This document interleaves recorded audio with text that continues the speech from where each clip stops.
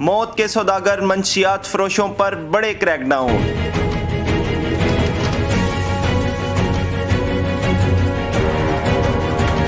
Quetta कचलाक highway के करीब कार्रवाई करते हुए कार से 498 किलो मनशियात बरामद कर ली गई। इस्लामाबाद मोटरवे टूल प्लाजा के करीब कार्रवाई करते हुए ट्रेलर से 21 किलो 600 ग्राम चरस और 7 किलो 200 ग्राम अफयून बरामद। फैसलाबाद के रहायशी 2 मुल्जिमान गिरफ्तार।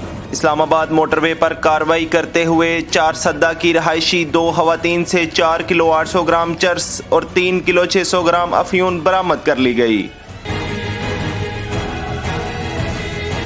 इस्लामाबाद संगजानी टूल प्लाजा के करीब कार से 36 किलो चरस बरामद।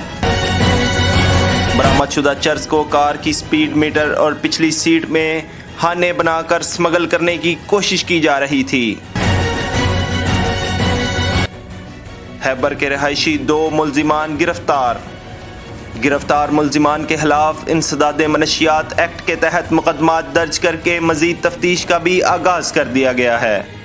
तर्जुमान ANF।